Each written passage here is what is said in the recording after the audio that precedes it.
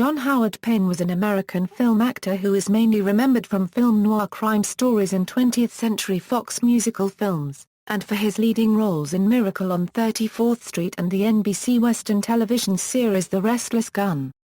Background: Payne was born in Roanoke, Virginia. His mother, Ida Hope, a singer, graduated from the Virginia Seminary in Roanoke and married George Washington Payne, a developer in Roanoke. They lived at Fort Lewis, an antebellum mansion that became a state historic property but was destroyed by fire in the late 1940s. Payne attended prep school at Mercersburg Academy in Mercersburg, Pennsylvania and then went to Roanoke College in Salem, Virginia. He then transferred to Columbia University in New York City in the fall of 1930. He studied drama at Columbia and voice at Juilliard School.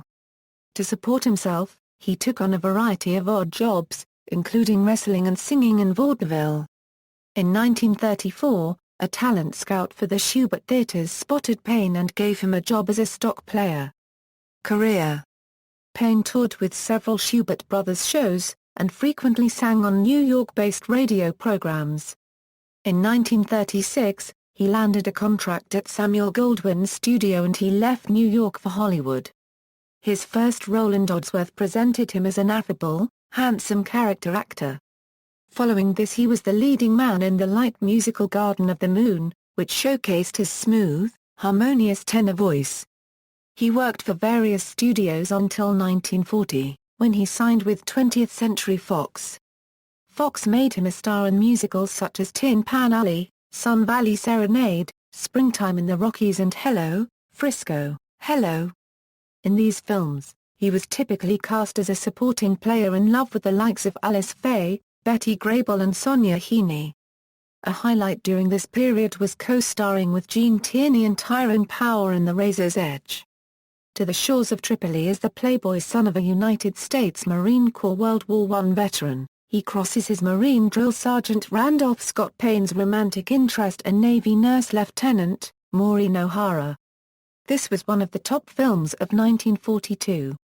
During World War II Payne served as a flight instructor in the United States Army Air Corps. Payne's most popular role may be his final film for Fox, that of attorney Fred Gailey in the classic holiday favorite Miracle on 34th Street with Natalie Wood, Maureen O'Hara and Edmund Gwyn. It is almost certainly his most visible role, as frequently as that film is aired during the Christmas season. Later in his career Payne changed his image and began playing tough guy roles in Hollywood films noirs and westerns including Kansas City Confidential, 99 River Street, Silver Lode, Tennessee's Partner and Slightly Scarlet. Payne was a contract star with Pine Thomas Productions where he shrewdly insisted that the films he appeared in be filmed in color and that the rights to the films revert to him after several years, making him wealthy when he rented them to television. In 1955, he paid a $1,000 a month option for 9 months on the Ian Fleming James Bond novel Moonraker. Payne also starred as Vint Bonner, an educated, common-sense gunfighter, in The Restless Gun, which aired on Monday evenings from 1957 to 1959, prior to Dale Robertson's Western series Tales of Wells Fargo. Dan Blocker, James Coburn, and Don Grady made their first substantive acting forays with Payne on The Restless Gun. On October 31, 1957, as The Restless Gun began airing, Payne guest starred on The Ford Show, starring Tennessee Ernie Ford. In March 1961, Payne suffered extensive, life-threatening injuries when struck by a car in New York City. His recovery took 2 years. In his later roles, facial scars from the accident can be detected in close-ups. He chose not to have them removed. One of Payne's first public appearances during this period was as a guest panelist on the popular CBS Sunday night game show What's My Line? In the December 1962 episode, regular panelist Dorothy Kilgallen introduced Payne by saying he's been in the hospital after a very bad accident. So it's good to see him fit as a fiddle and all in one piece. And regular panelist Bennett Cerf remarked, "Good to see you here, John. Glad to see you beat that car on Madison Avenue that bumped into you." Payne directed one of his last films, They Ran for Their Lives, and again teamed up with Alice Faye in a 1974 revival of the musical Good News.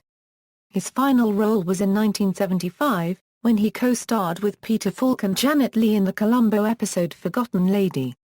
Later in life Payne, like former Daniel Boone Davy Crockett series star Fess Parker, became wealthy through real estate investments in Southern California. Personal life: Payne was married to actress Anne Shirley from 1937 to 1942. They had a daughter, Julie Ann Payne. He then married actress Gloria de Haven in 1944. The union produced 2 children, Kathleen Hope Payne and Thomas John Payne, before ending in a divorce in 1950. Payne then married Alexandra Beryl Sandy Crowell Curtis in 1953, and remained with her until his death. He was the father-in-law of writer-director Robert Towne, who was married to his oldest daughter Julie until their divorce in 1982. Payne was a Republican, and in October 1960 he was one of many conservative notables who drove in the Nixon Lodge bumper sticker motorcade in Los Angeles. Death: Payne died in Malibu, California, of congestive heart failure on December 6, 1989, aged 77. His ashes were scattered into the Pacific Ocean. He has 2 stars on the Hollywood Walk of Fame. Filmography. Radio appearances. References. External links: John Payne at the Internet Movie Database, John Payne at the Internet Broadway Database, John Payne at AllMovie, John Payne in Lux Radio Theatre, Miracle on 34th Street, a Euro downloadable MP3 and streaming audio, John Payne at Find a Grave.